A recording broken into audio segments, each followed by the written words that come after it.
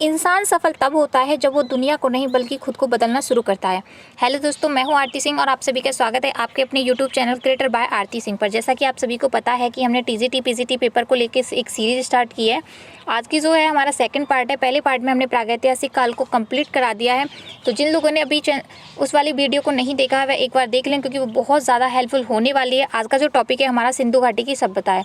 सिंधु घाटी की सभ्यता है जो एक अपने आप में एक बहुत बड़ा टॉपिक है, इसलिए हमने इस टॉपिक को 2 पार्टों में डिवाइड किया है। आज हमारा पहला पार्ट है, सेकंड पार्ट कल को आएगा।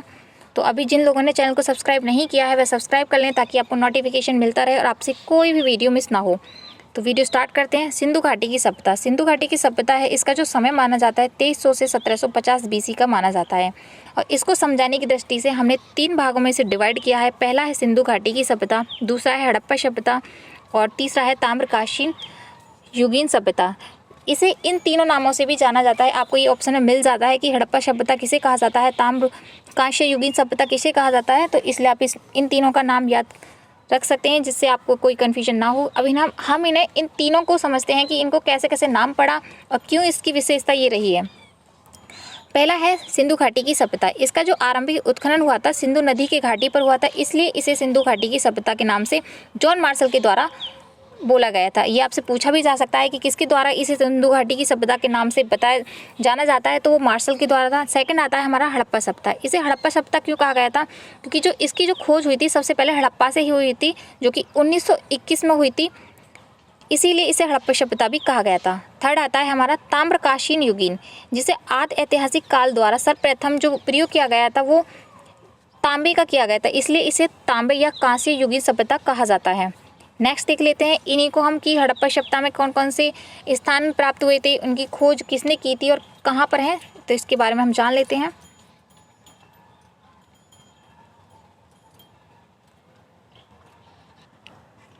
हड़प्पा सभ्यता का जो विस्तार है वह 4 भौगोलिक स्थल प्राप्त हुए हैं। वहाँ इन चार जो स्थलों पर सबसे ज़्यादा साक्ष्य मिले हैं, तो हमने इसी को इंक्लूड किया है। ये इन्हीं जगह पे ज़्यादा से ज़्यादा चित्र मिले हैं या फिर जो भी चीज़ साक्ष्य मिले हैं वो मिले हैं। इनकी जो खोज हुई किसने की और वे किसके द्वारा की गई, कहाँ पर की गई और यहाँ पे क्या क्या चीज़ें मिली हुई, किस नदी पर हैं, तो इसके बारे में हम संपूर्ण जानकारी इस चार्ट के द्वारा समझेंगे। तो देख लेते हैं। पहला है हमारा मांडा, जहाँ की जिसका जो राज्य है वह जम्मू कश्मीर में है और जिला है जम्मू, और नदी है चिनाब नदी, और जो स्थित है वह हड़प्पा सभ्यता के सर्वाधिक उत्तरी स्थल है। ये याद रखना, आपसे पूछा जा सकता है कि उत्तरी स्थल कौन सा है, वो मांडा है। इसकी जो खोज हुई थी 1982 में हुई थी और किसके द्वारा की गई थी, तो ये जगपति जोशी मधुबाला के द्वारा की गई थी। यहाँ पे जो साक्ष्य प्राप्त होते हैं वो 3 संस्कृतियों का मिश्रण है। एक है प्राक शैदव, आद्य शैदव और उत्तर शैदव। इन 3 संस्कृतियों का यहाँ पर मिश्रण मिलता है। नेक्स्ट है हमारा आलमगीर। आलमगीर जो है उत्तर प्रदेश में है। जो राज्य पूछा जाता है कि किस राज्य में है, तो वो उत्तर प्रदेश में है और मेरठ जिले में है। तो ये चीज़ आप याद रखना। और ये हिंडन नदी पर है। आलमगीर जो है हिंडन नदी पर है। इसकी जो स्थित है वो हड़प्पा सभ्यता का सबसे पूर्वी स्थल है। आपसे अगर पूछा जाता है कि हड़प्पा सभ्यता का सबसे पूर्वी स्थल कौन सा है, तो वो आलमगीर होगा। और इसकी जो खोज हुई थी 1958 में हुई थी और जो खोजकर्ता थे इसके यज्ञदत्त शर्मा थे। और यहाँ पर जो साक्ष्य मिला था वो रोटी बेलने की चौकी और कटोरे के अनेक टुकड़े मिले थे। नेक्स्ट है हमारा दैमाबाद। दैमाबाद में जो ये है कि ये कहाँ पर है, यानी किस राज्य में, अगर पूछा जाता है कि किस राज्य में है, तो ये महाराष्ट्र में है। और इसकी जो जिला पड़ता है कि वो पड़ता है अहमदनगर, और ये प्रवार नदी पर है और स्थित है। ये या कि कहाँ पर स्थित है, ये हड़प्पा सभ्यता का दक्षिणी स्थल है। ये उत्तरी स्थल है, ये दक्षिणी स्थल है और ये पूर्वी स्थल है। आप इन चीज़ों को याद रखना। ये 4 हैं, उत्तर पश्चिम पूर्व, ये सभी 4 दिशाओं को डेडिकेट करते हैं। तो इसके आप नक्शे के आधार पर यानी कि डायरेक्शन के आधार पर भी इन्हें याद कर सकते हो। नेक्स्ट है इसके बारे में, इसकी जो खोज यानी कि साक्ष्य जो मिला था वो मानव शवादान, यानी कि जो दहन संस्कार का जो मिला था वो साक्ष्य यहीं से मिलते हैं, दैमाबाद से। अगर हड़प्पा सभ्यता का पूछा जाता है तो। और लास्ट है हमारा इसका, यानी कि हड़प्पा सभ्यता का जो लास्ट भौगोलिक स्थल है वो है सतकांगडोर। यह जो पड़ता है बलूचिस्तान में पड़ता है और लरकाना तट पर है। और ये नदी अगर पूछी जाती है वो दासक नदी पर है। अगर स्थित पूछा जाता है तो ये पश्चिमी स्थल है। तो आप ये चीज़ें याद रखना। और इसकी जो खोज हुई थी वो 1927 में हुई थी और मार्क आरिन स्टोन जॉर्ज डेल्स के द्वारा की गई थी। और यहाँ पे जो साक्ष्य मिलते हैं इससे पता चलता है कि ये कहाँ से मिले हैं, वो है मोहरें तथा उत्कीर्ण वस्तुएं नहीं मिली हैं यहाँ पर। तो नेक्स्ट देख लेते हैं। नेक्स्ट है कि हड़प्पा सभ्यता का जो वो है भौगोलिक स्थिति है वह कितना क्षेत्र में फैला हुआ है और कहाँ से कहाँ तक फैला हुआ है, तो उसके बारे में जान लेते हैं। प्रमुख तथ्य है उसका, हड़प्पा सभ्यता का वर्तमान जो क्षेत्रफल है यानी कि आज का जो क्षेत्रफल है वो 15,2097 है वर्ग किलोमीटर में फैला हुआ है। और हड़प्पा सभ्यता का जो पूर्वी क्षेत्र है यानी कि अगर पूर्वी क्षेत्र पूछा जाता है वो 12,99,600 का है। ऐसा माना जाता है कि जो हड़प्पा सभ्यता का क्षेत्र है वो सबसे बड़ा है, यानी कि जो मिस्र की नील नदी घाटी पर और सुमेरिया की ईरान की सभ्यता है उन दोनों से भी बड़ा है। यहाँ पे जो सर्वाधिक स्थल प्राप्त हुए हैं वो 5 मिले हैं और जो कि घंगर हंकरा नदी पर है, यानी कि इसे आधुनिक समय पर यानी आज के समय पर इसे घंगर नदी के नाम से जाना जाता है और पहले इसे सरस्वती नदी घाटी के नाम से जाना जाता है। यहाँ की जो घाटी का जो क्षेत्रफल स्थल है वो है 86 मिले हैं और हड़प्पा सभ्यता के स्थलों की जो संख्या है वो 1401 है। अब ये जान लेते हैं कि जो हड़प्पा सभ्यता के जो जितने भी स्थल मिले हैं कहाँ कहाँ पर कितने कितने मिले हैं। भारत में जो मिले हैं वो 917 मिले हैं, जिनमें केवल 22 स्थलों की ही खोज की गई है यानी कि उत्खनन किया गया है। और जो पाकिस्तान में मिले हैं वो 481 मिले हैं और अगर पूछा जाता है कि अफगानिस्तान में कितने मिले हैं तो वो 3 मिले हैं। नेक्स्ट देख लेते हैं। नेक्स्ट है हमारा सिंधु घाटी यानी सिंधु घाटी सभ्यता कालीन के जो प्रमुख नगर हैं वो कौन कौन से मिले। अगर आपसे पूछा जाता है कि सिंधु घाटी सभ्यता के जो प्रमुख नगर कौन कौन से हैं तो उनके बारे में जान लेते हैं। पहला है हमारा हड़प्पा, जैसे कि मैंने आपको ऊपर भी बताया कि इसकी जो खोज हुई थी वो 1921 में दयाराम साहनी के द्वारा की गई थी। अगर ये पूछा जाता है कि हड़प्पा सभ्यता किस नदी घाटी पर है तो वो रावी नदी पर है। अगर आपसे जिला पूछा जाता है वो मार्ट गोमरी है, सिहावाला में पड़ता है। प्रांत जो पड़ता है वो पंजाब में पड़ता है और पाकिस्तान में पड़ता है। अगर आपसे पूछा जाता है कि हड़प्पा किस देश में पड़ता है तो वो पाकिस्तान में पड़ता है। इसकी यानी कि हड़प्पा सभ्यता की जो विशेषता रही थी क्या थी, यह सिंधु घाटी सभ्यता की दूसरी राजधानी थी। अगर आपसे पूछा जाता है दूसरी राजधानी कौन सी, तो वो हड़प्पा थी। पहली हमारी मोहनजोदड़ो थी। दूसरा सबसे बड़ा नगर पूछा जाता है तो वो हड़प्पा था। चूँकि हड़प्पा की खोज सबसे पहले हुई थी इसलिए इसे हड़प्पा सभ्यता के नाम से भी जाना जाता है। सेकंड आता है हमारा मोहनजोदड़ो। मोहनजोदड़ो की जो खोज हुई थी वो 1922 में राखलदास बनर्जी के द्वारा हुई थी। और अगर आपसे पूछा जाता है वह किस नदी घाटी पर है तो ये सिंधु नदी घाटी पर है। अगर ये पूछा जाता है कि वह किस ज़िले में है, ये भी लड़काना ज़िले में है। और प्रांत पूछा जाता है तो सिंध प्रांत के पाकिस्तान में है। अगर इसका भी पूछा जाता है कि वह किस देश में पड़ता है तो ये भी पाकिस्तान में पड़ता है। इसकी जो विशेषता रही थी वो ये थी कि हड़प्पा सभ्यता की राजधानी था ये और हड़प्पा सभ्यता का सबसे बड़ा नगर था। दूसरा जो था वो हड़प्पा था। इसे सिंधु या बाग या नस्किलतान के नाम से भी जाना जाता है। पक्की ईंटों का प्रयोग हुआ था जो कि 4:1 के रेशियो में थी। अब नेक्स्ट पड़ता है हमारा चानुदड़ो। चानुदड़ो की जो खोज हुई थी वो 1931 में गोपाल मजूमदार के द्वारा की गई थी। अगर आपसे पूछा जाता है कि इसके चानुदड़ो के खोजकर्ता कौन थे, वो गोपाल मजूमदार थे और जिन्होंने खोज जो की थी 1931 में की थी। अगर आपसे नदी पूछी जाती है तो ये भी सिंधु नदी पर है। मोहनजोदड़ो और चानुदड़ो जो था वो सिंधु नदी घाटी पर है। अगर आपसे प्रांत पूछा जाता है कि वह किस प्रांत में है तो वो सिंधु प्रांत में है और ये भी पाकिस्तान में ही पड़ता है। यहाँ की जो विशेषता थी वो ये थी, यहाँ औद्योगिक नगर मिले हैं। यहाँ एकमात्र पुरास्थल है जहाँ से वक्राकार की ईंटें मिली हैं। तो वक्राकार की ईंटें जो मिली हैं वो अगर आपसे पूछा जाता है तो कहाँ पर मिली हैं, चानुदड़ो से मिलती हैं। नेक्स्ट है हमारा रोपड़। रोपड़ की जो खोज की थी वो यज्ञदत्त द्वारा की गई थी 1953 में और ये सतलज नदी पर है। अगर आपसे जिला पूछा जाता है तो वो रोपड़ जिले पर है। अगर आपसे राज्य पूछा जाता है तो वो पंजाब में है। नेक्स्ट है हमारा कालीबंगा। कालीबंगा की जो खोज हुई थी वो 1951 में हुई थी। अमलानंद लाल ब्रजवासी घोष और BK थापर के द्वारा 1951 में। और अगर आपसे नदी पूछी जाती है तो ये सरस्वती, यानी कि जो पहले इसे सरस्वती नाम से जाना जाता था लेकिन अब इसे घंगर नदी के नाम से भी जाना जाता है। अगर आपसे जिला पूछा जाता है तो हनुमानगढ़ में है और ये राजस्थान में पड़ता है। नेक्स्ट है हमारा रंगपुर। रंगपुर की जो खोज हुई थी वो 1953 में हुई थी। रंगनाथ राव या माधव स्वरूप के द्वारा हुई थी। अगर आपसे नदी पूछी जाती है तो भादर नदी पर हुआ था। अगर आपसे जिला पूछा जाता है तो वो काठियावाड़ था और सौराष्ट्र क्षेत्र यानी कि गुजरात में पड़ता है। ये हमारा जो पड़ता है ये भारत में ही पड़ता है। नेक्स्ट है लोथल। लोथल की जो खोज हुई थी वो रंगनाथ राव द्वारा की गई थी 1957 में अगर आपसे नदी पूछी जाती है लोथल की तो वो भोगवा नदी थी, और जिला पड़ता है वो अहमदाबाद पड़ता है, और ये हमारे गुजरात में। और इसकी जो विशेषता रही थी, बंदरगाह या पतन नगर के नाम से भी जाना जाता है। और यहाँ मिस्र और मेसोपोटामिया के जहाज आते हैं, यानी कि जो रोजगार होता है, लेन देन होता है, वो यहीं से किया जाता था, लोथल से। नेक्स्ट है हमारा आलमगीरपुर। इसकी जो खोज हुई थी वो 1958 में हुई थी, जैसे कि मैंने अभी आपको बताया, हड़प्पा के 4 भौगोलिक स्थलों में, तो यज्ञदत्त द्वारा की गई थी। और ये हिंडन नदी, यानी कि यमुना नदी की ही सहायक नदी है, वो हिंडन नदी पर है।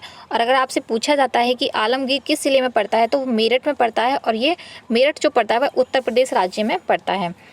नेक्स्ट है हमारा सुरकोतड़ा, इसके बारे में भी जान लेते हैं। सुरकोतड़ा, इसकी जो खोज हुई थी 1964 में जगपति जोशी के द्वारा की गई थी। अगर इसका पूछा जाता है कि किस नदी पर है, तो ये सरस्वती नदी पर है। और जिला पूछा जाता है तो कच्छ जिले के, ये गुजरात में है, ये भी हमारे भारत में ही पड़ता है। आपसे पूछा जा सकता है कि किस देश में पड़ता है, तो ये भारत में पड़ता है। नेक्स्ट है हमारा राखीगढ़ी। इसकी जो खोज हुई थी 1969 में हुई थी, और सूरज भान द्वारा की गई थी। और अगर आपसे नदी पूछी जाती है वो घग्गर नदी है, जो कि पहले जो नाम से जानी जाती थी वो सरस्वती नदी घाटी के नाम से जानी जाती है। अगर आपसे पूछा जाता है कि जिला कौन सा पड़ता है, तो वो हिसार पड़ता है, हरियाणा में पड़ता है। आपसे एक और चीज़ है, जो जितनी भी मैं आज एक वाले टॉपिक्स बता रही हूँ, ये बहुत ही ज़्यादा इंपॉर्टेंट हैं, तो इन सभी को आप नोट डाउन कर लेना और इन्हें अच्छे से पढ़ लेना, क्योंकि यहाँ से क्वेश्चन 100% बनते हैं। या तो आपसे खोज पूछ ली जाती है, खोजकर्ता पूछ लिया जाता है, या फिर नदी पूछ ली जाती है, या फिर जिला पूछ लिया जाता है, तो इसलिए आप इन सबको ज़रूर याद रखना। हम नेक्स्ट लिख लेते हैं। नेक्स्ट है हमारा बनवारी। इसकी जो खोज हुई थी वो 1973 में हुई थी, रविंद्र सिंह बिष्ट के द्वारा। अगर आपसे इसमें नदी पूछी जाती है तो ये भी घग्गर नदी पर हुई थी, जो कि सरस्वती नदी का ही आधुनिक नाम है। अगर आपसे जिला पूछा जाता है तो ये भी हिसार में ही है और हरियाणा में। ये दोनों राखीगढ़ी और बनावेरी जो है, ये दोनों ही हरियाणा में पड़ते हैं। नेक्स्ट है हमारा मांडा। मांडा की जो खोज हुई थी वो 1982 में जगपति जोशी के द्वारा की गई थी, और यह जो है वो चिनाब नदी पर है, और ये किस राज्य में पड़ता है, ये जम्मू कश्मीर में पड़ता है। नेक्स्ट है हमारा धौलावीरा। धौलावीरा की जो खोज हुई थी वो 1990 में हुई थी, रविंद्र सिंह बिष्ट के द्वारा। और ये कहाँ पड़ता है, या कि इसके नदी, ये जिला कच्छ में पड़ता है, गुजरात में, तो ये चीज़ भी आप ध्यान रखना। नेक्स्ट आता है हमारा खम्बगत क्षेत्र। इसकी जो खोज हुई थी खम्बगत, इसके बारे में भी कई क्वेश्चन में पूछा जाता है। जब अगर एग्जामिनर को क्वेश्चन टफ बनाना होता है तो इसके बारे में ज़रूर पूछा जाता है। तो इसकी खोज हुई थी 2002 में, और ये जो पड़ता है, इसकी जो खोज की थी वो कितरौली ने की थी। और जो ये पड़ता है ये साबरमती नदी पे पड़ता है, और जिला है इसका कठियाड़ा। और यहाँ पर जो विशेषता थी इसकी, वो नवीनतम स्थल था। तो हम नेक्स्ट देख लेते हैं।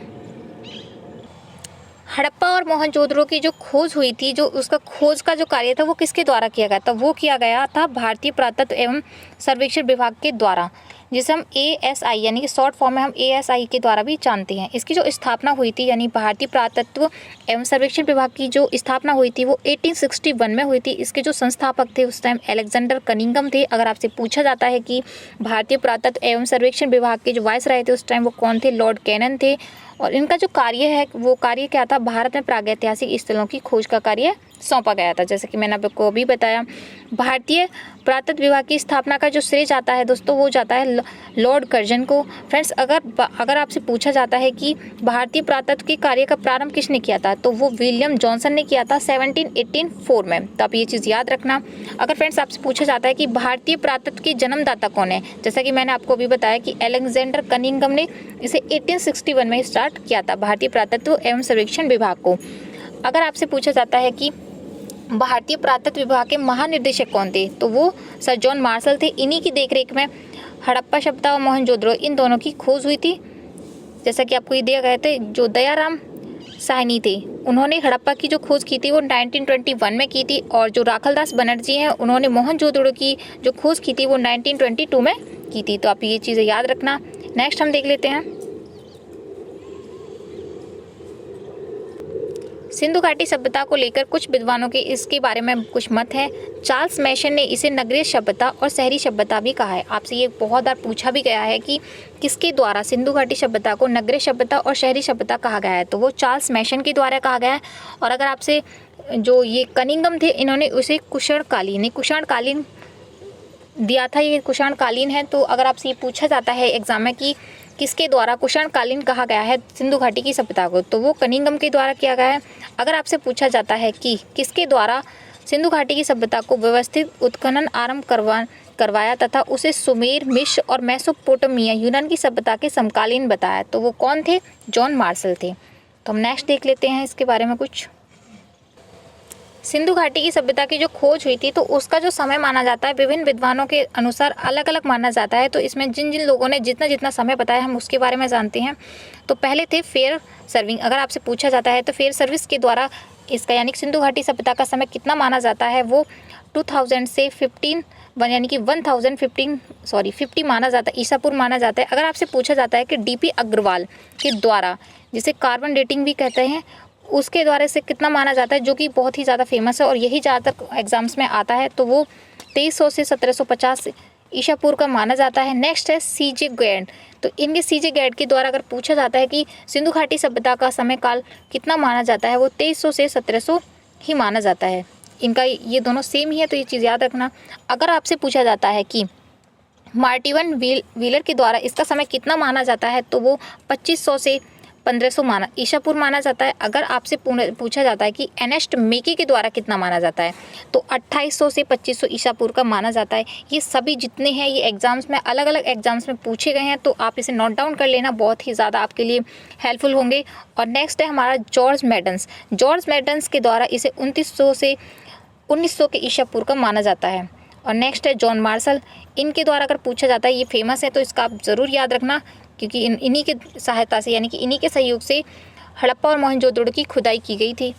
तो इनका समय जो माना जाता है वो 3250 से 2750 माना जाता है। अगर आपसे पूछा जाता है कि माधो शेरू बतस्य के द्वारा सिंधु घाटी सभ्यता का काल कितना माना जाता है, तो 3500 से 2700 माना जाता है। तो आप ये सभी नोट डाउन कर लेना और इन्हें अच्छे से रट लेना, क्योंकि इनसे क्वेश्चन जरूर बनते हैं। उम्मीद है कि आपकी आज की जो वीडियो आपको पसंद आई होगी, क्योंकि आज जो मैंने सभी लिए हैं वो सभी खोजकर्ताओं से लिए हैं। तो नेक्स्ट पार्ट जो आएगा वो कल आएगा। सभी तैयार रहें और इसे अच्छे से रट लें तब कल तक के लिए, ताकि आपको आज का ही जो सिलेबस आज ही कंप्लीट हो जाए और जितना भी डाउट है आपके ख़त्म हो जाए। आप कमेंट बॉक्स में कमेंट करके भी पूछ सकते हो।